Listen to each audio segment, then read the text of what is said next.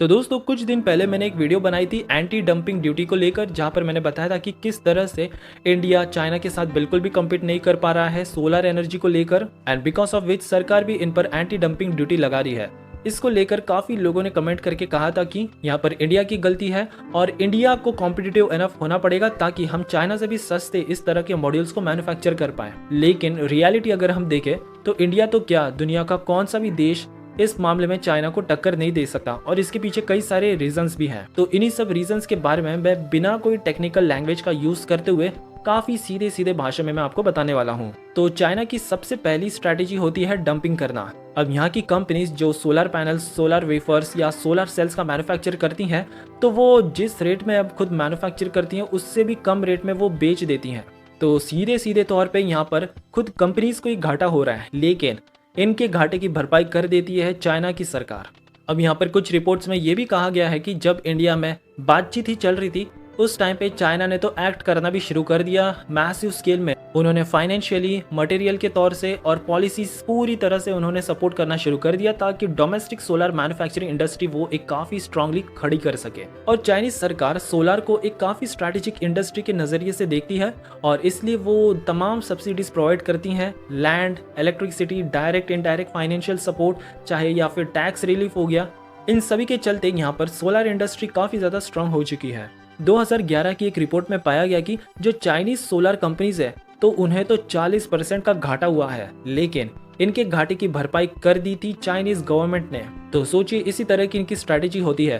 पहले ये किसी देश में घुसते हैं, उसके बाद ये डंपिंग शुरू कर देते हैं इनके चीप प्रोडक्ट्स की जो इंडस्ट्री से भी सस्ता होता है, लेकिन फिर जो इंडस्ट्री की लॉसेस होते हैं तो यहाँ पर चाइनीज गवर्नमेंट उसे फंड करके बैलेंस कर देती है। And this is how China बाकी के देशों के मार्केट को कब्जा लेता है। जुलाई 2020 में भी यूरोपियन कमीशन ने फाइनली कंक्लूड कर दिया था कि उनके पास तमाम ऐसे पुख्ता सबूत मौजूद है जो प्रूव करते हैं कि चाइना अपनी सब्सिडीज के दम पर डोमेस्टिक सोलर ग्लास इंडस्ट्री के लॉसेस को भरता आ रहा है और इसकी वजह से यूरोप के सोलर इंडस्ट्री यहाँ पर काफी ज्यादा डैमेज हो चुके हैं। सो ओवरऑल यहाँ पर free land, free electricity, free capital और कई बार तो ये चाइनीज स्टेट फ्री लेबर भी सप्लाई कर देते हैं, जिसकी वजह से आज के समय में ग्लोबल सोलर इंडस्ट्री में चाइना का काफी ज्यादा दबदबा है। अब हिस्ट्री की बात करें तो वैसे तो यूनाइटेड स्टेट्स ने सबसे पहला सोलर सेल्स इन्वेंट किया था इन 1954।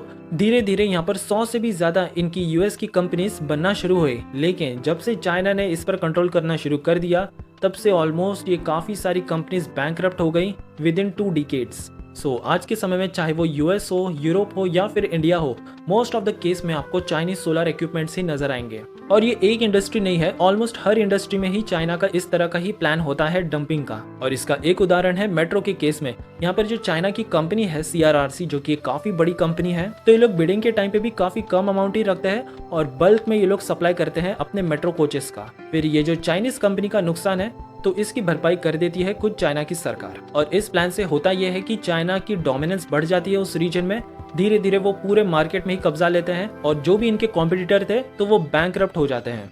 And this is how China काफी स्ट्रैटेजिकली एक रणनीतिक तौर से बाकी के मार्केट्स में अपना दबदबा बनाए हुए है। इन्हीं सब बातों की वजह से हमें यहाँ पर एंटी डंपिंग ड्यूटीज लानी पड़ रही हैं। फाइनली एक और इम्पोर्टेंट बात पर गौर करना चाहिए। यहाँ पर मॉड्यूल मैन्युफैक्चरिंग के टाइम पे 2 पार्ट्स होता है। सबसे पहले तो होता है प्री सेलअप, जहाँ पर वेफर स्टेज तक ही ये होता है, और उसके बाद पोस्ट वेफर के टाइम पे यहाँ पर सेल और मॉड्यूल्स इन पर काम किया जाता है। लेकिन मोदी गवर्नमेंट ने यहाँ पर मात्र पोस्ट वेफर स्टेज पर ही अपना पूरा फोकस किया है, यहाँ पर प्री सेल पर बिल्कुल भी फोकस नहीं किया है।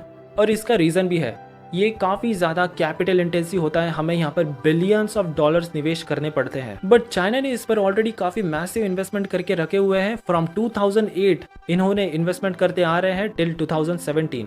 जिस तरह से आप मोबाइल में देखते हो, अकेले चिप मैन्युफैक्चरिंग के लिए हमें 17 से 18 बिलियन डॉलर्स खर्च करके फैक्ट्री लगानी पड़ती है फॉर चिप मैन्युफैक्चरिंग, तो उसी को आप रिलेट कर सकते हो with this pre sale of wafer stage. और इसकी वजह से ग्लोबल वेफर इंडस्ट्री में भी चाइना का लगभग 99% का इन्वेस्टमेंट है। बट इसको अब काउंटर करने के लिए हमें चाइना की तरह ही सोचना होगा। यहाँ पर धीरे धीरे हमें solar power equipments, cells, modules, panels, इन सब की मैन्युफैक्चरिंग शुरू करनी है और इनके लिए सब्सिडीज और पॉलिसीज भी होनी चाहिए।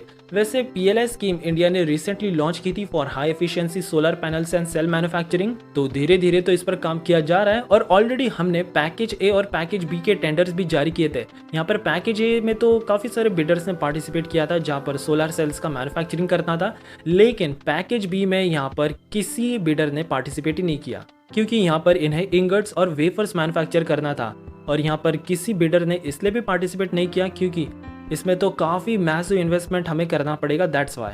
तो स्पेशली इसका प्रोडक्शन इंडिया में बढ़ाने के लिए सरकार को कुछ पॉलिसीज, फाइनेंशियल सपोर्ट देना चाहिए प्राइवेट प्लेयर्स को, या फिर अल्टरनेटिवली हम यहाँ पर कुछ पब्लिक सेक्टर की यूनिट्स तैयार कर सकते हैं जिसको हम फंड करके जो भी मटेरियल सप्लाई है वो सब हम इसे प्रोवाइड कर सके और आने वाले समय में ये भी चाइनीज सोलर मैन्युफैक्चरर्स को टक्कर दे सकते हैं। सो होपफुली आपको ये वीडियो पसंद आई होगी और अगर पसंद आई तो जरूर लाइक कीजिए और हमें सपोर्ट करने के लिए चैनल को भी सब्सक्राइब कीजिए।